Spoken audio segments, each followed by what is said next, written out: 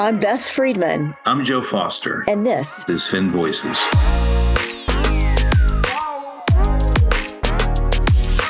Welcome to Finn Voices. This is Beth Friedman. I'm senior partner at Finn Partners. I'm based in Atlanta, Georgia, and today I'm joined by Chris Wickersham. Chris is the Assistant Vice President of Support Services at CereCore. CereCore is a company specializing in EHR consulting, IT, and application support, and clinical service desk for hospitals and health systems across the U.S. and also now in the U.K. Since 2011, Chris has worked in all areas of health IT, from EHR implementation to training programs and development. He holds certificates in several Epic clinical specialties and a bachelor's degree in business administration. Chris, welcome to the show. Thank you, Beth. Happy to be here. So today, Chris and I are going to explore how IT support in hospitals has evolved over time to meet the needs of clinicians, basically shifting from traditional IT support, which I was familiar with when I used to sell hospital information systems, HISs, back in the 90s, to really specialized clinical service desks for our EHR users and our advanced clinicians, and really supporting that clinician satisfaction and productivity piece that we all know is really difficult in healthcare. So, Chris, I'd love to start by having you explain to our audience kind of what that traditional service desk in a hospital used to look like, and then how it's changed with this advancement, and I'll even say optimization and sort of next generation or third or fourth or fifth generation of our EHRs. Yeah, it's really interesting. I mean, just the health IT landscape has truly evolved in the last 30 years. A lot of it catalyst from the Affordable Care Act with the push to EHR systems and optimizations. So I actually started my career as a traditional help desk analyst supporting hospitals around the country. And the interesting facet is a lot of the support was really geared around traditional. I can't get into my system. I need a password reset. Can you help me troubleshoot this hardware? My computer won't turn on or the monitor won't work. The requirement of that analyst was to be technically savvy enough to troubleshoot hardware issues, know how to access different systems and applications to drive user administration tasks. But when it came to more application support, it was really more of a catch and release. Let's just get the information over to the experts that know what they're doing, and we'll page it out if we have to and get them involved and engaged. Uh, that really doesn't work in this day and age with how much pressure is on clinicians and physicians to provide patient care and as well to utilize a lot of the technology to drive specific workflows. That wait and see approach or catch and release approach really doesn't work anymore. We need frontline support that truly understands where physicians are going. They're trying to get from A to B, and all the steps that happen in between to allow for a successful order or a discharge of a patient. So anytime you have to just take that incident and pass it on to the application support analyst, you can, in theory, be delaying patient care by minutes, hours, and at times even days. So, what we've really done with the clinical service desk model is really try to empower our analysts to solve more issues on the front lines of support by having a deeper understanding of the clinical systems that the providers are using.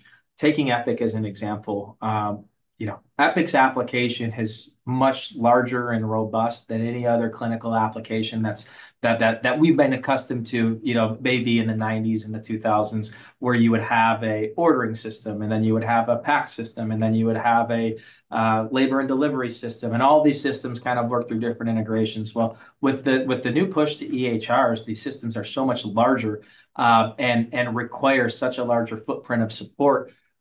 Being able to be skilled in that major EHR, understand some of these key provider workflows to really drive education on that front end has really boosted clinician satisfaction and allowed them to get back to work sooner.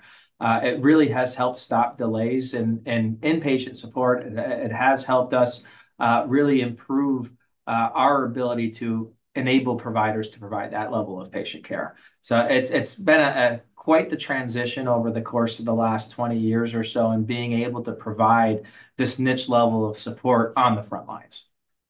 So what I heard you say was really moving from, my printer doesn't work to, which actually was a pretty common thing, I'm sure, uh, to, hey, I'm in the middle of, I love surgeries, the right situation, probably not, but I'm in the middle of this patient encounter Yep. and I'm having a challenge. And that person on the other end of the phone or their computer or whatever the format might be really needs to understand that clinician's workflow. Like, okay, in this part of the patient care delivery process, the next step is, and to really sort of have understanding and empathy for the urgency of Mhm. that end user that they're talking to. So it sounds like that's what you're training these teams to do.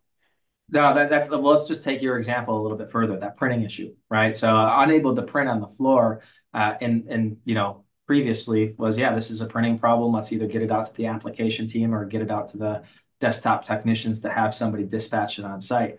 Now, at this point, we're taking it a little step further where maybe that printing issue is on that I'm unable to print discharge instructions. Well, at that point, our team understands, well, if you can't print discharge instructions, that means that you probably can't let the patient go, which leads to a higher level of urgency there. And then with a larger level of understanding within Epic, our analysts may be able, or Cerner or Meditech for that matter, our analysts may be able to say, well, here's how you're going to do that, or here's the workflow that should allow you to drive that printing of patient discharge instructions.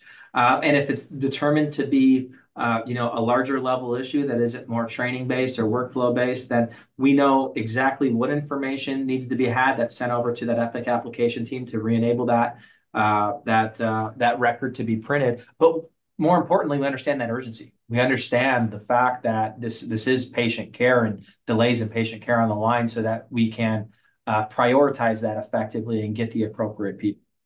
To branch off that a little bit further and just kind of go outside the printing issue that you mentioned previously, other areas that we see often, just questions on patient lists. A nurse working on a floor that's unable to locate a patient that she's supposed to be caring for. Well, our team has that robust understanding of how that patient list activity works across the different EHRs. They can remote directly into that provider's PC, help them find the appropriate system list, help them find that patient so that they can open up their chart and provide the care that they need. But again, this is a newer concept on the service desk lines where, in a traditional model, even dating 5, 6, 7 years ago, this might be something that, or even currently today, this might be something that you would engage a clinical informaticist on the floor to go help find and drive that education to those users. So just having that deeper understanding of the app, and as robust as it can be, things that are often reported as problems or issues with the system can often be drawn back to really just education on the tool. So when you can empower your analysts to have that education, that foundational knowledge for how EHRs work, and continue with the training, with the new upgrade releases and the new workflows from healthcare system to healthcare system, it really provides that. And it's not just a satisfaction thing on the clinician side, it's a satisfaction for my employees. Everybody likes resolving issues. Nobody likes having to send it on and not being the person that can say, "Hey, I fixed your problem," and go on your way. So just being able to see the professional growth of our internal team in providing greater levels of support to our customers has been a real benefit and treat to watch. I'm glad you brought that up. I don't want you to give away any secret sauce there at CereCore and all the great work you guys do, but give us maybe just a few examples of how you do prepare and train your team. I mean, it sounds like you're giving them training on every application within Epic, Cerner, Meditech, TrueBridge, whatever it might be, but Mhm. you're also bringing them up to speed every time there's an update or an enhancement. And then it sounds like you also somehow train them on sort of clinician workflows in the real world. Anything else you can share on kind of how you prepare these teams? Because they sound fabulous. No, that's a great question, and I mean, I think it all starts in the onboarding phase and how we recruit and source. We look at a plethora of different uh, sources of talent. We hire former individuals that worked in clinical settings. We have practice coordinators that are on our team. We even have a pharmacist on our team that wanted to dabble into IT. So, just being able to find those with the clinical background is a great piece, but we're also sourcing out technical folks. And as they're going through that onboarding process, we are providing additional training into healthcare fundamentals, hospital workflows. What are the key roles and responsibilities of a provider, of a nurse, of a front desk scheduler?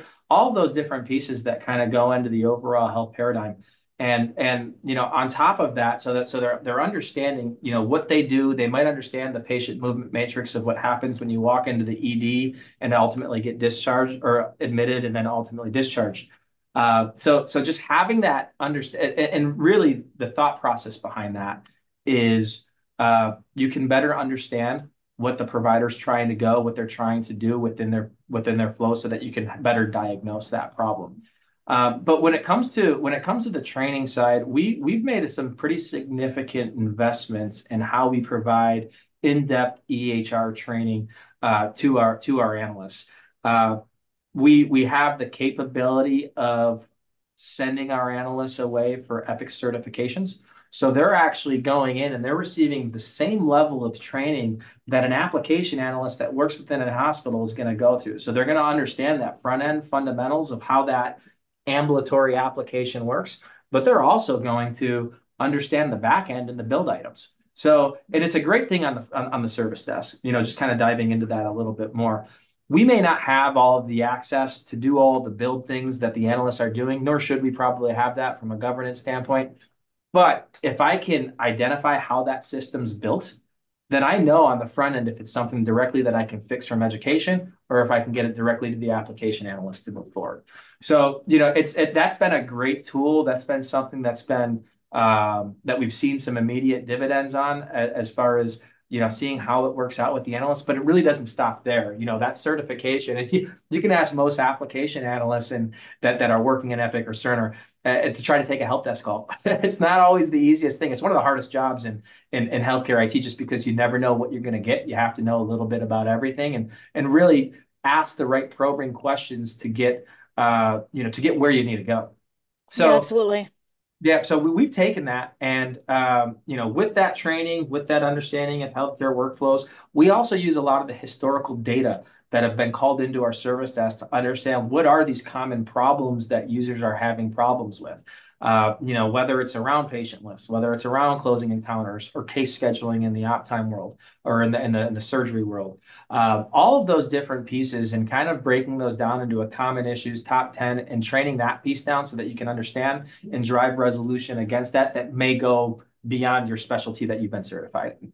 So it's been a really interesting approach. It's been great. We've seen a lot of fantastic feedback there. Super. Speaking of feedback, any feedback, anecdotal is fine, from your customers, physicians, nurses, anybody that's used your virtual clinical service desk team. Any feedback from that perspective?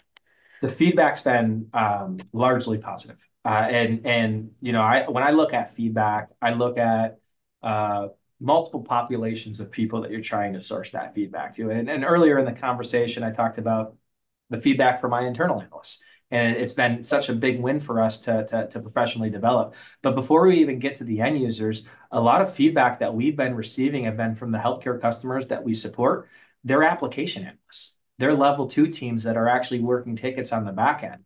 A lot of the things that we get are, hey, the incidents that we're seeing today are so well documented. You understand kind of what we need to do. Oftentimes we open up the incident and you're telling us exactly what record needs to be updated on the database on the back end, because you understand how that works and what the fix is. You're just not enabled to fix it at this point in time. We've also been hearing a lot of feedback from them on, if I know I'm getting an incident, I know it's gone to the right place. And additionally, you've taken off so much of the workload from the training questions that we have to follow back with end users on, and it's really allowed us to focus on the backlog of optimizations that we have in our bucket so that we can really push the business forward more than react to a physician need or a nurse need here and there. So, from a second level feedback piece, that it's been quite fantastic as to see kind of the direct impact that we've been able to provide there. On the other side, when it comes to the clinicians, you see it in our satisfaction scores, you see it in a lot of the surveys, in the comments that we have as far as the ability, to really help drive their productivity. You see, when we call, we're getting our issues resolved or routed directly to that same place. And, in the traditional sense, you didn't see that in the provider community. The hardest community to satisfy in a traditional service desk has been the providers because that's where they work in those EHRs. And if you don't have that understanding, then it's, well, just get me to the person that can help because I have somebody here that I'm trying to help, and from a patient care standpoint. So seeing that and hearing that has been so rewarding, and it's something that we continue to look for. It's something that we see from leadership on the healthcare side that gets cascaded up through their CMO or through another individual that runs informatics. It's been quite amazing. Super, super. So we've talked about clinicians, we've talked about those other IT professionals that are within the facilities that are kind of, I guess, working hand in hand with your team, and how much that's really helped what they can do. It sounds like they can be more proactive with new optimizations or new implementations or other new projects. So that's super to relieve their burden as well.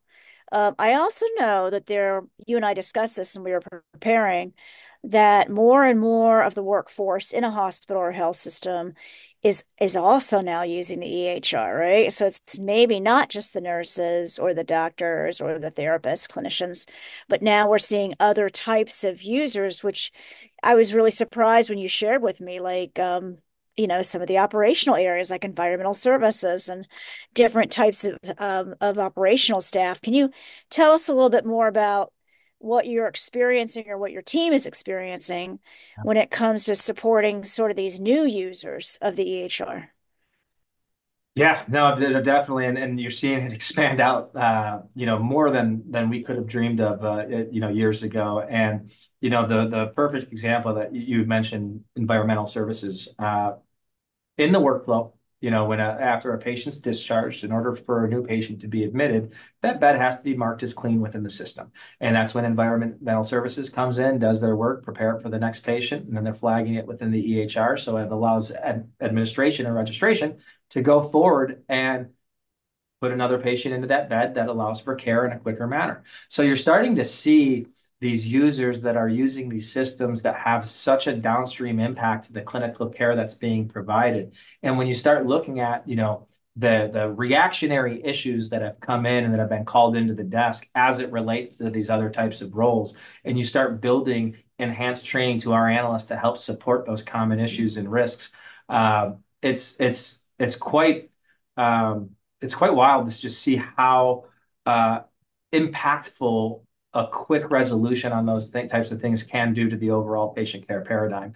And it goes just beyond environmental services, though. When you start to look at these EHRs, everything's running through there, not just from health information management, but billing, professional billing, hospital billing. All those different pieces are working directly out of the EHR these days. And one of the things that our clinical service desk does so well, and what we've been able to take off some of the application analysts has been the build and provisioning of new cash drawers, enabling front desk staff to take payments from patients. So you're not just seeing a direct impact on the patient care side of the house, but now you're seeing quicker access to be able to impact revenue cycle as it relates to utilizing the EHR as well. Picture this: your IT infrastructure running smoothly, your EHR supported with expert care, and clinical service desk professionals always easy to reach. CereCore makes all this happen. From IT strategy to execution, CereCore connects the dots so you can focus on delivering exceptional care. Ready to streamline your health IT operations? Explore the CereCore advantage today at CereCore.net.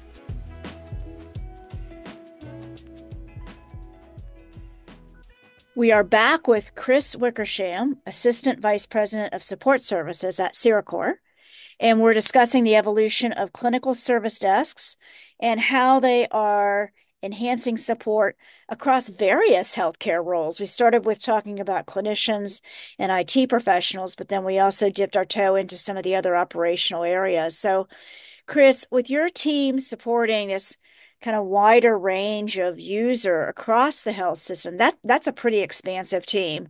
Yes. We talked about training, we talked about education.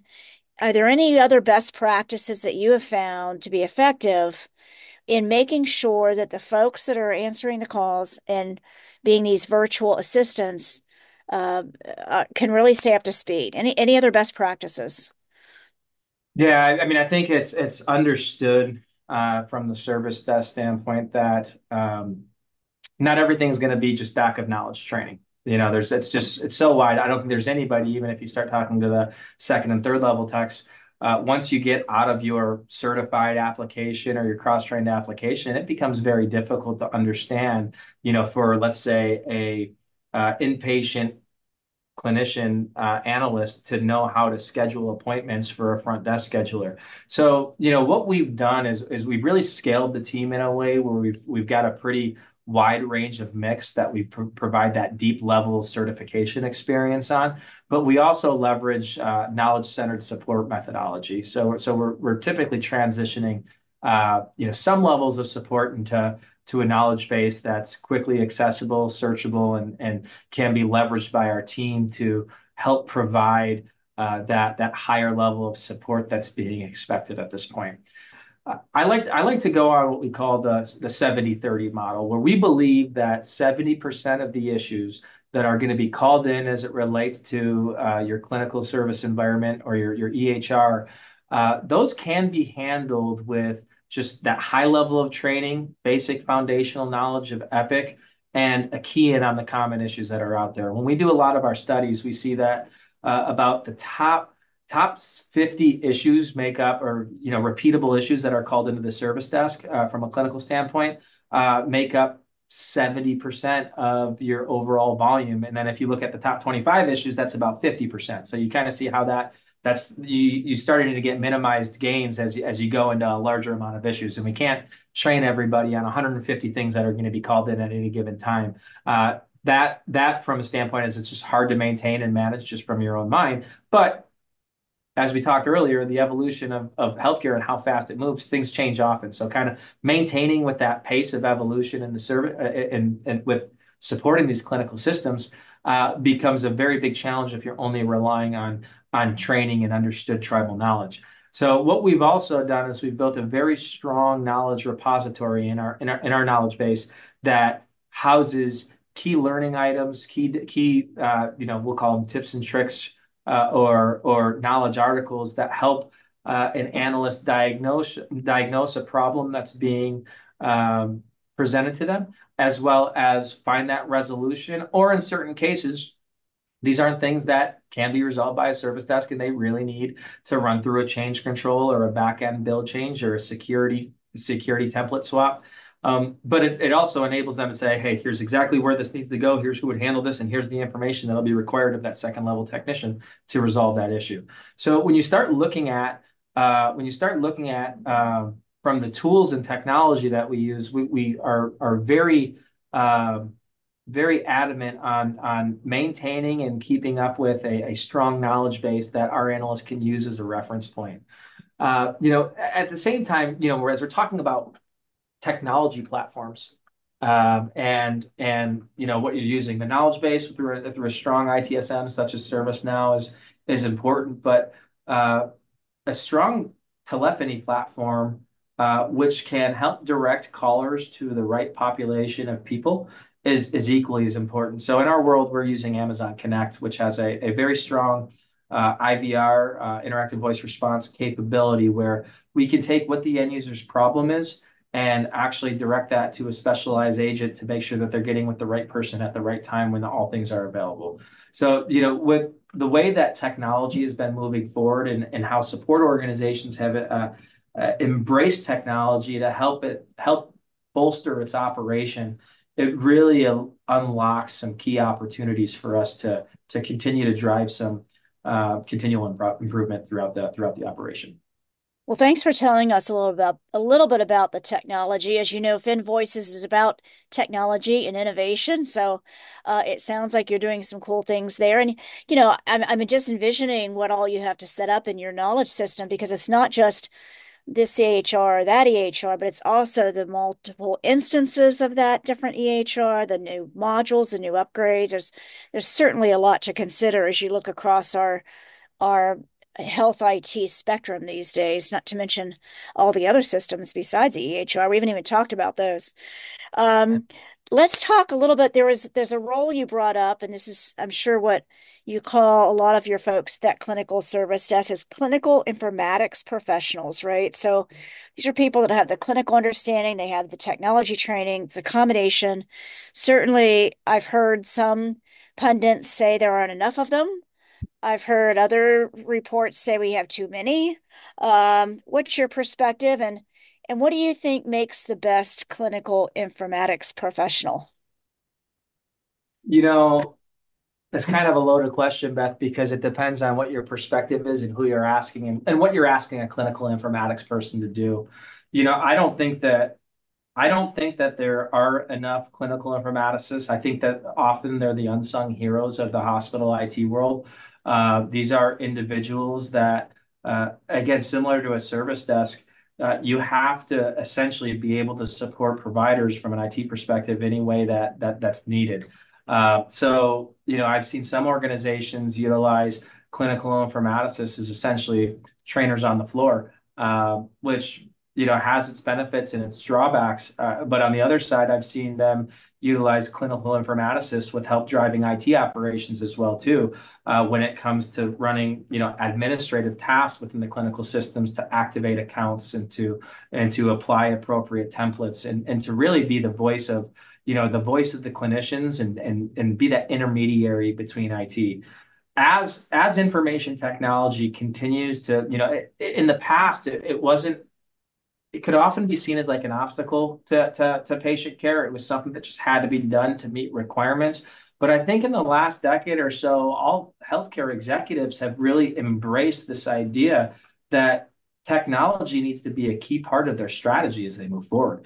It's truly an enabler to evolving, the evolution of patient care, the digital experience, the digital front door, all these different pieces that you're hearing. So I think we need more folks that are in tune with IT to have more conversations with providers on a regular basis so that we can hear their real world problems and translate that to the genius engineers that we get the opportunity to work with every day to really craft some pretty cool solutions. So, in my mind, I think that the role of the clinical informaticist will evolve with how technology is being leveraged as well too.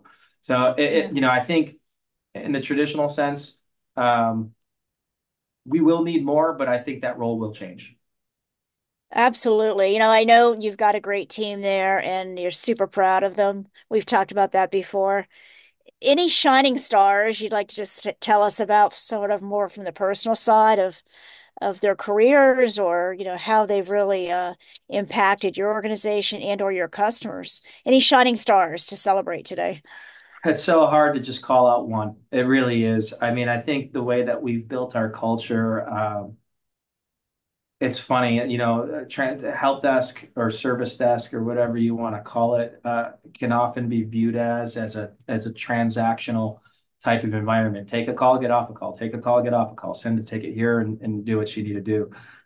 What I love so much about CereCore and specifically the team that I have and that I've been blessed to lead is we look at it with the patient lens. I mean, it's everything's in it to make that experience better, knowing that we are only a few steps away from patient care, and seeing how our team can take an issue and put the patient versus the process at the focus of how they're going to drive resolution, I believe is what made us so successful. So when you start looking at that, I think it's an overall team effort. The one person that I can point out and who's really helped drive this initiative with me is one of my senior managers on my team, Kevin Noggle. He's really been able to take this concept of clinical service desk and truly run with it. And it was funny prior to really leading this initiative and where we're at.